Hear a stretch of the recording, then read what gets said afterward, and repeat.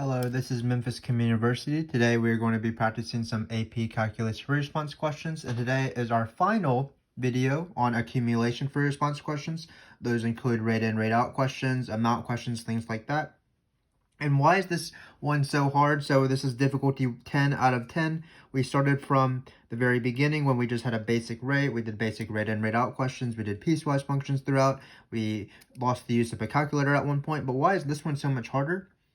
In the end, this one won't actually be that bad, but because the information is presented so differently than all the other questions, a lot of students are intimidated by this sort of free response question because they're used to having everything sort of plain and simple.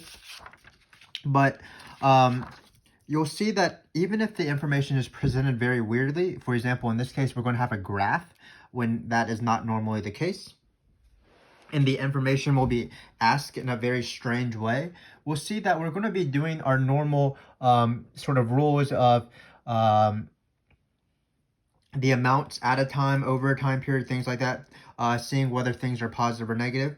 But the main thing is that we're still going to be doing integrals like we normally do.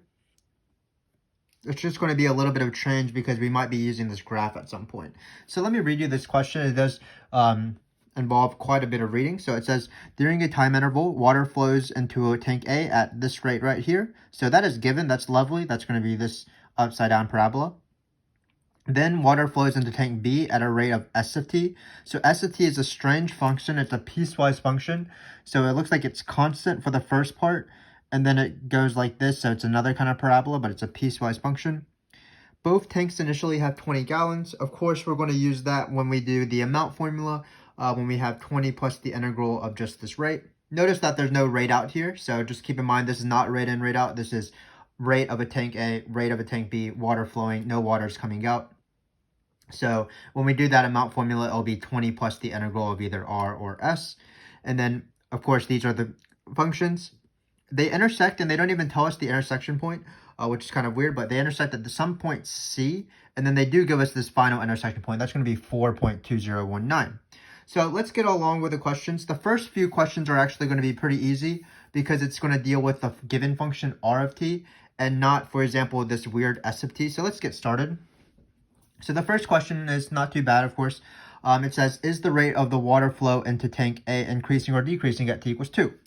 So the question, of course, is when we have an increasing or decreasing question. We've done so many of these by this point now that we're at difficulty number 10. But the question, of course, that you should be asking is, I need to find some function's derivative.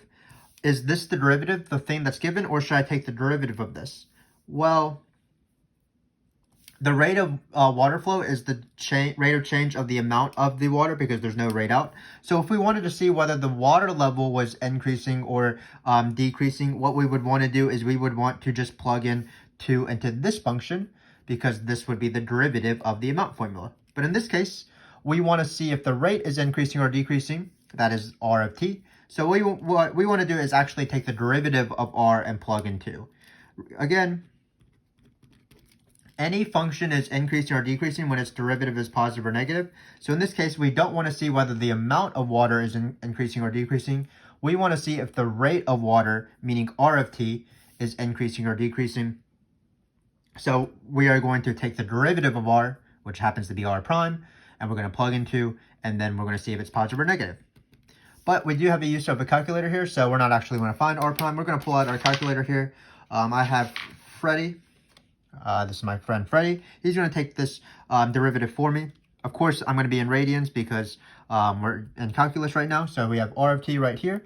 And I'm going to go math, derivative. I'm going to choose x.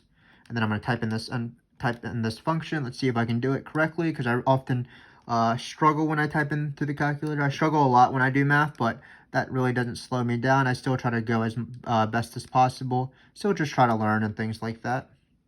So it's going to be sine of x, close those parentheses. And then what number are we plugging in? We are plugging in 2. So when we plug in 2, looks like we're going to get 1.416.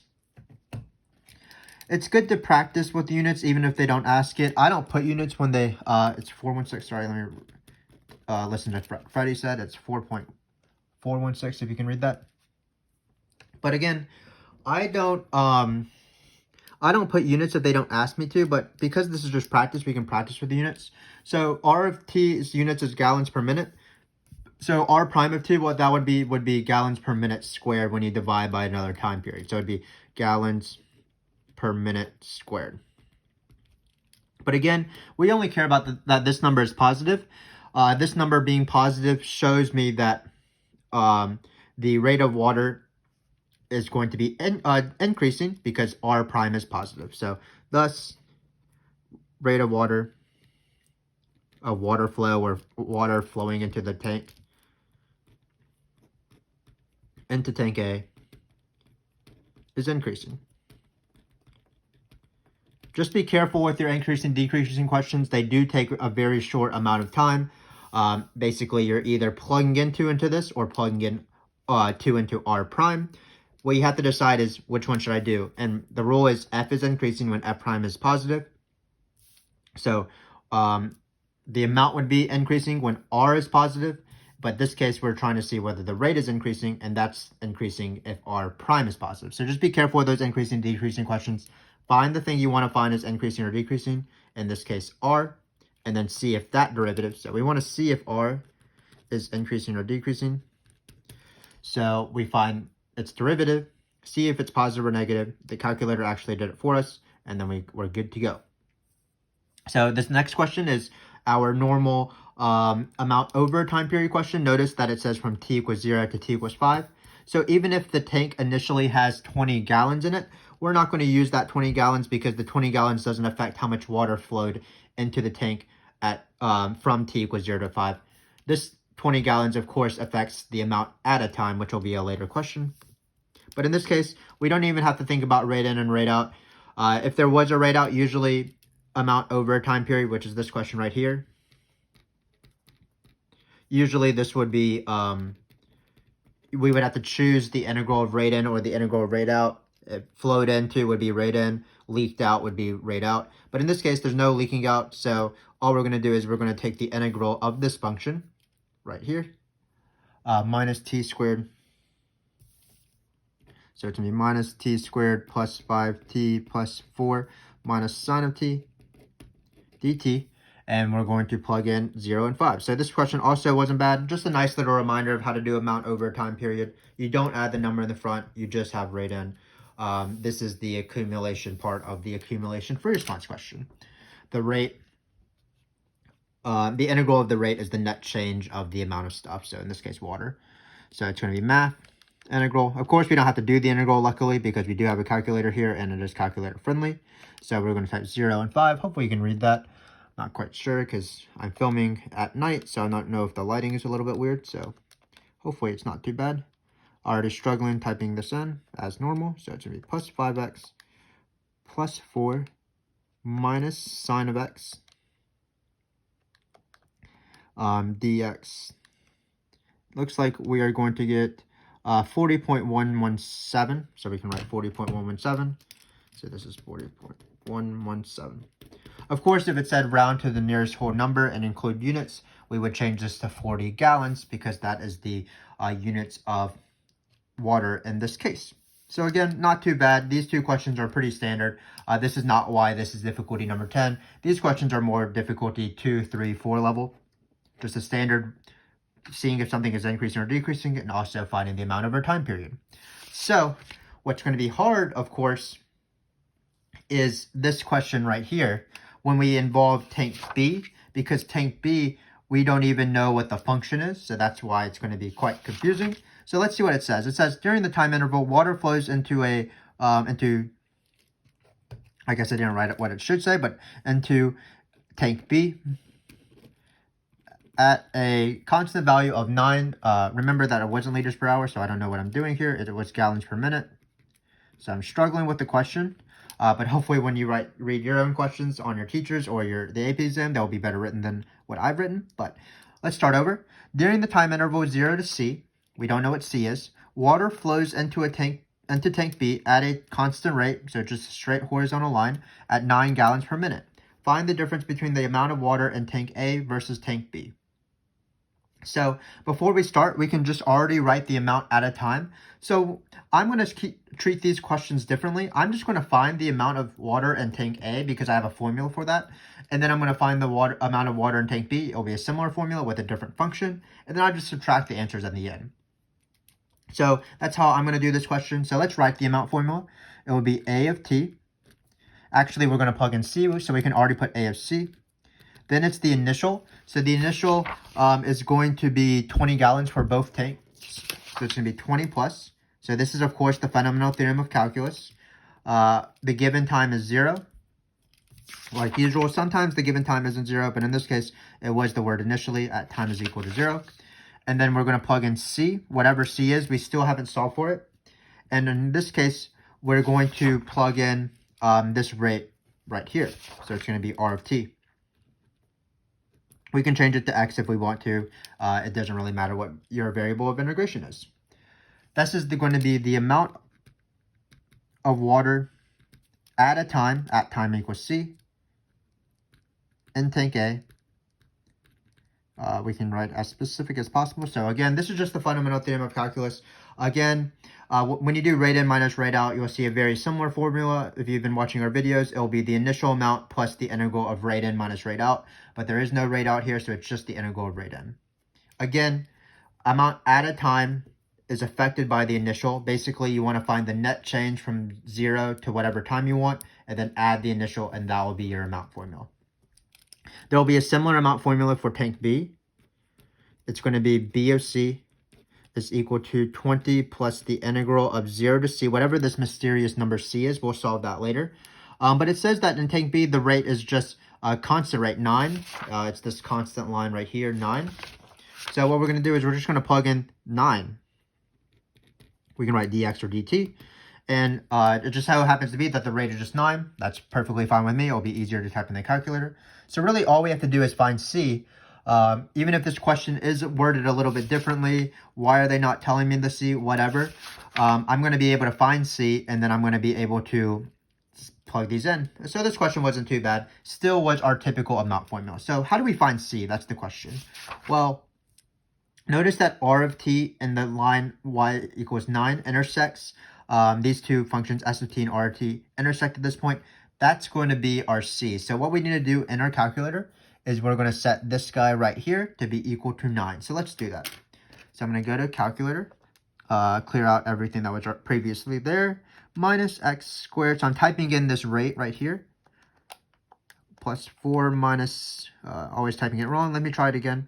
Minus x squared plus 5x plus 4 minus sine of x.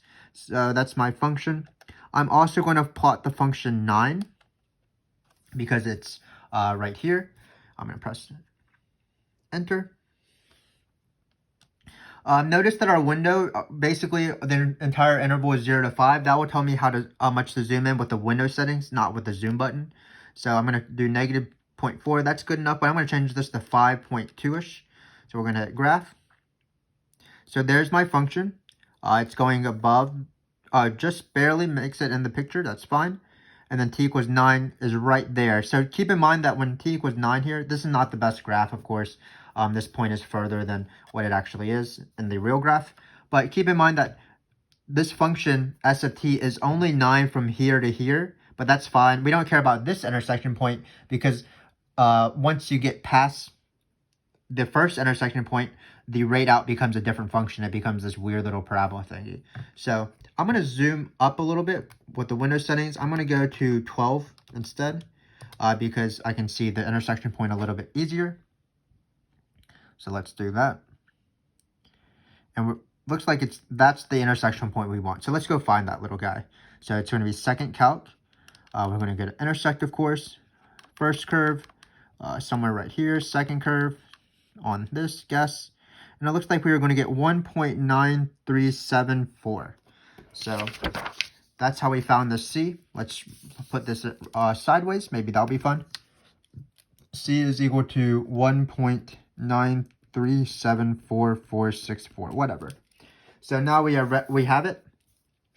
So now we're ready to do these integrals. What we're going to do is we're going to plug in this weird number for C, and then we're going to find these integrals. So let's do the easier one. Let's do B first, because that's just, remember the constant rate was just 9, because the derivative is easier, or the rate of water flow into tank B is easier on this thing. It'll be harder for the second question.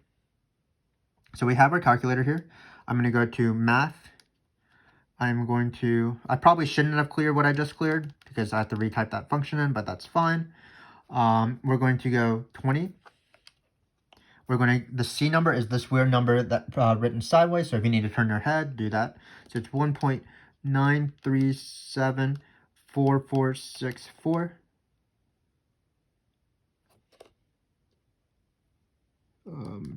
I accidentally typed in a negative instead of a, so that's going to be a point. Looks like I'm going to have to type it again, but it wasn't too bad. And then again, we're only integrating the function 9, which is kind of strange, but that's fine. If you don't know, the integral of a constant is going to be 9 times the difference of these two. So if we didn't have a calculator, because the antiderivative of 9 is just 9t or 9x, and then you do fundamental theorem of calculus.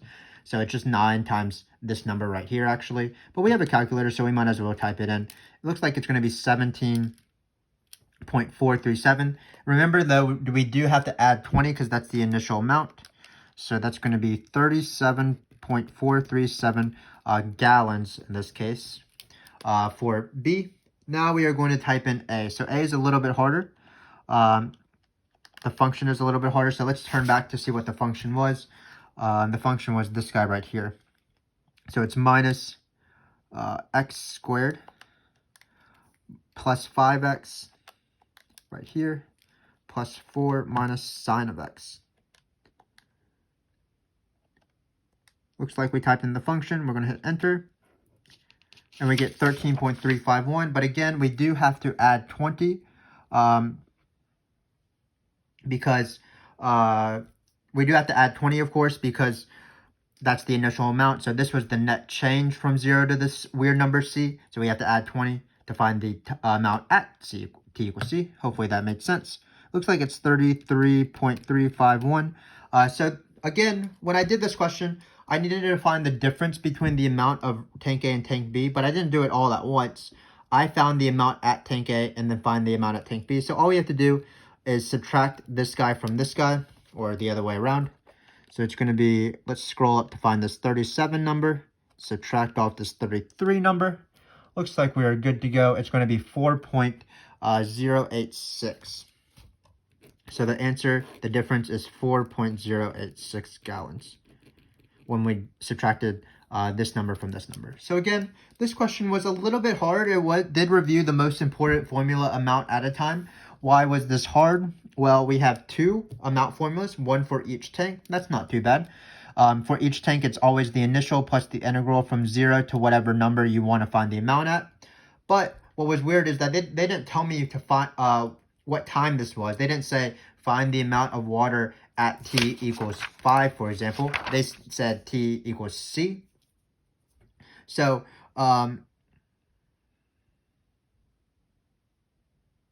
yeah, this is all at t equals C. Between the amount of water in tank A versus B at t equals C. So we did the question. I didn't really read the question in terms of how I worded it, but this is at t equals C. So what we did is we found the amount for both things. We weren't given this C, so we did have to solve it by setting 9 to be equal to R of t. But once we did solve it, then everything became standard. 20 plus the integral of the rates. In this case, the rate of B was even easier. It was 9. So forgive me for not writing the question as precisely as it should have been, but it says find the difference between the amount of water in tank A versus tank B at t equals C. So that's why we are dealing with 0 to C. So let's do this last part. This is going to be the hard part. The area of the region bounded by the graphs of R of t and S of t for this guy right here is 2.6869. So what they're saying is that this area right here is going to be 2.6869. And what they want me to do is they want me to find the amount of water in tank B at this time. So this time I was being more precise. I want to know at this time precisely, what is the amount at tank B. So what we can do is we can rewrite the function. So B of t, so it's going to be B of looks like it's going to be b of 4.29016. This is a funky number, of course, but it is the second intersection point, as they said in the beginning of the question. So we have this. Then when you're going to add 20 plus the integral, same thing as before, it's going to be 0 to now 4.29016. Then we are going to integrate s of t, which is this piecewise function. Unfortunately, though, even if we set up this formula, we don't know what this integral is, of course, because we don't know what s of t is. It wasn't like r of t, which we could just type in a calculator, or just 9. So this is why this is a piecewise function. So what we need to do is we need to do some integral properties before we can type this in a calculator. So the first thing I'm going to do is I can break up s of t into both of these pieces. This is how you like to deal with piecewise functions. We actually had an example of this in difficulty number 9 when we had both rate in and rate out as piecewise functions. But what I can do is I can split this up. So it's going to be b is equal to this number still. We can just mark this out. We can just write equals. But we want to find this number still. This is going to be 20. And we can split this integral up into two integrals. One integral from 0 to c, because we know what the rate of that is. And then we are going to go from c to this other number, 4.29016, because that's how the function changes. So what we're going to write is we're going to write 20 plus the integral of 0 to c. We can already replace c with this crazy decimal right here. So it's going to be 1.9374-ish. Remember that on this function, the rate n into tank B is just the constant number 9. That's lovely. We actually found that integral. It's going to be 37.473. And then we are going to go from 1.9374 to this number. So we have done the math strategy, which is a strategy you can employ for all your problems in your life, which is if you have a difficult problem that you really don't know what to do with it, you should maybe split it up and deal with smaller problems individually, and that will solve the bigger problem. So what we did is we did the integral property. I call this integral property the small, middle, big property. Basically, the integral from a to a number plus the integral from a number to a further number is equal to just the integral from 0 to that original number. So I like to call this the small, middle, big rule. Let me write it out. A to b of f plus the integral of b to c of f is equal to the integral of a to c of f. Basically, the area between a and c is the same thing as a to b. You stop somewhere and then you continue on, add b to c. So then when you add the two areas together, you'll have the entire area. So I call this the small, middle, big rule. Small, middle, big is the same thing as small to big. So in this case, we actually found all of this. Remember that was 20 plus the integral of 0 to c, where c is this number of 9. So we can replace this with 37.437. So we are almost done with the question, even if this question has been sort of ridiculous in terms of the givens, the wording of the question. What we need to do is we just need to find this integral right here. And how we're going to do that is we are going to read the question and we are going to use this area somehow.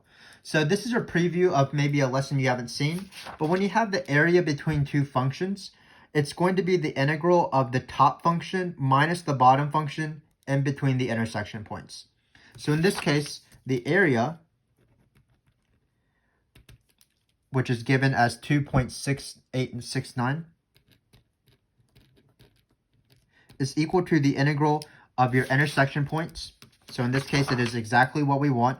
It's going to be these intersection points right here.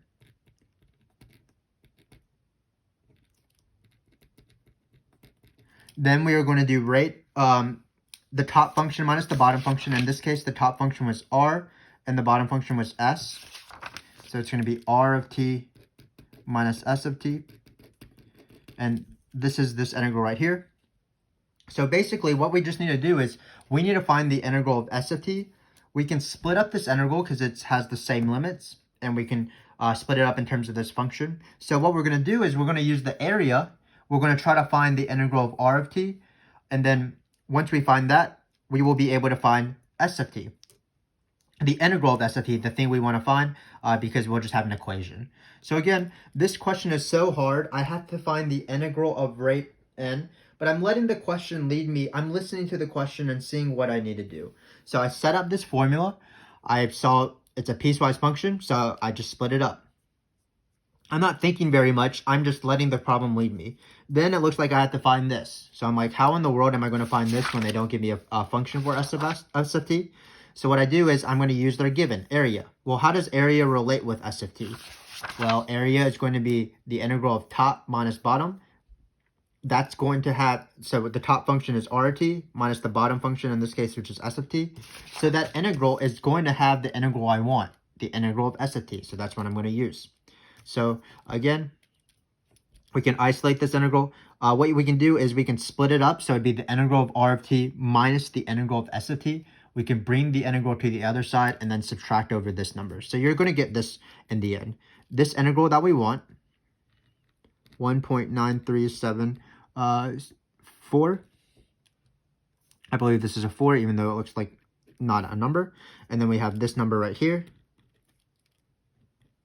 We're going to add this over, so this will be S of t. This is the thing we want because we want to plug it in for this guy right here. And then we're going to set it equal to this integral. I don't think it's 7.6. I think it's actually 7.4 according to the sideways thing. So I'm going to change it to 7.4 now. So it's 7.4. It doesn't matter because this decimal is so small. 4 of t of r of t dt minus this area that is given. Again, the area is equal to the integral of r minus the integral of s. I can split this up as the integral of r minus the integral of s. Bring this to the other side, bring this to the other side, and then you have this equation. So we are actually almost done. We can easily find this. Why is it easier to find the integral of r versus the integral of s? Well, the integral of r was given. So all I'm going to do is I'm going to go into my calculator here. Let's scroll up to something that with this function. So it was this guy right here. And then all we have to do is change the limits. So the bottom number is going to be, now the top number is now going to be the bottom number because we're doing the small, middle, big rule. And then the top number is the other given, 4.29016. So let me delete some of this. So it's going to be 4.29019. We're going to hit enter. So this integral right here is going to be the integral of r of t. This is the total amount of water that came into the tank from time t equals 1.9 to t equals 4.2. That's the amount formula over a time period. Then remember that we do have to subtract off this to find S of t. So we're going to subtract off 2.6869 and we are going to get 19.405. So in the context of these accumulation free response questions, even though we don't know the function of S of t, what we do know is that the integral of S of t from this time period is equal to 19.405, and that means that 19.405 gallons of water entered tank B from these two time periods, and we are done. Because remember that we wanted to find the amount at a time, and that's just going to be 20 plus this integral, which was 37.437, plus this final thing right here. So let's do that, and then let's definitely recap because this has been a very difficult free response question. So let me scroll up and see if I can find this 37.437 number. So it's right here. We're going to enter, and then it's going to be done. 56.843 is our answer. If we needed to round, we would round. In this case, we didn't, but just be careful that they sometimes ask to round. So let's recap this entire free response question, really focusing on the back because the back was a lot harder. So we were given this information. The information was a little bit weirder than normal. We were given a nice rate in. That's fine. But for tank B, we were not given its rate in. Sure. We know that these graphs intersect at this mysterious point and this point right here. So the first question was easy because it only dealt with tank A. Is the rate of water flow increasing or decreasing? So all we did was we took the derivative of the rate of water flow, which is R, and then we saw if it's positive or negative. It was positive, so R was increasing. Then we did amount over a time period, finding the amount of water that flowed into the tank from time 0 to 5. That was pretty easy as well. We just took the integral of that rate. Then we had to find the difference of the amounts between at this time. This was a good review of amount at a time. It's always the initial plus the integral of the rate. If you have rate in minus rate out, it'd be rate in minus rate out from 0 to whatever number you want. In this case, I did add it after the question, but hopefully you understood what was going on. It was at t equals c. So we did have to find the c. It wasn't given, but how do you find the c? We found the intersection between r and 9, so that gave us the c. That was lovely. And then we were able to do the formula. Amount at a time at t equals c is just going to be 20 plus the integral of rate n. With b, it was actually easier because the derivative was just this constant rate 9. So we just did the same thing, replacing the rate n. Then we had to do this sort of ridiculous free response question where they gave us the area between the two functions. It was still trying to find the amount of water in tank B. So finding the amount of water in tank B required us to, again, use the fundamental theorem of calculus and the amount formula. But we did have a piecewise function. So now when we deal with piecewise functions, often what you want to do is split it up. So what we did is we split it up using the small, middle, big rule. The integral of s of t from 0 to this number is the integral from 0 to whatever number you want of s of t, where s of t is 9 in this case, plus that number to 4.29016. Small, middle, big is the integral of small to big. This we can find because we can just type it in a calculator. This, though, was not given. So we finally used the fact that the area bounded by the graphs was 2.6869.